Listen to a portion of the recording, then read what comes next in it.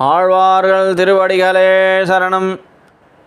எம்பெருமானார் திருவடிகளே சரணம். ஆச்சாரிய சுவாமி திருவடிகளே சரணம். பரமபாகவத சுவாமிகள் திருவடிகளே சரணம். என் தாய் தந்தை திருவடிகளே சரணம். இன்றைக்கு நாம் ராமானுஜர் நூற்றந்தாதியில் 2ஆம் பாசுரம் அடியேன் சேவிக்கப் போகிறேன்.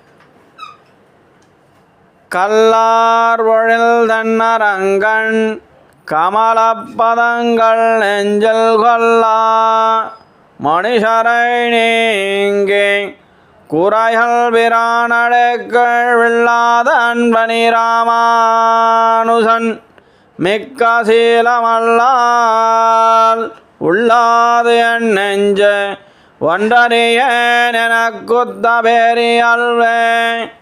கல்லார் பொழில் தன்னரங்கன் கமலப்பதங்கள் நெஞ்சல் கொல்லா மணிஷரை நீங்கே குறையல் பிரானடைக்கள் வில்லாத அன்பனி ராமானுசன் மிக்க சீலமல்லால் உள்ளாது என் நெஞ்ச ஒன்றறியேன் எனக்குத்த பெரியல்வே. ஸ்ரீ ராமானுஜர் நூற்றந்தாதியில் 2வது பாசரம். கல்லார் பொழில் தென்னரங்கன் கமலப்பதங்கள் நெஞ்சில் கொல்லா என்னும் பாசுரத்தின் எளிய விளக்கம்.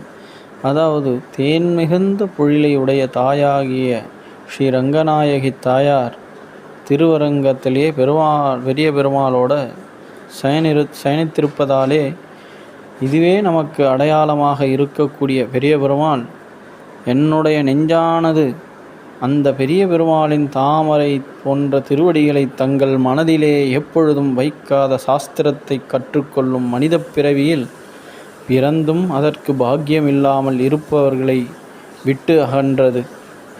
ஆனால் என் நெஞ்சானது அதற்கு பிறகு திருக்குறையலூரில் அவதரித்த திவ்ய பிரபந்தங்களை தருவதாகிய பெரிய நன்மையை செய்தவரான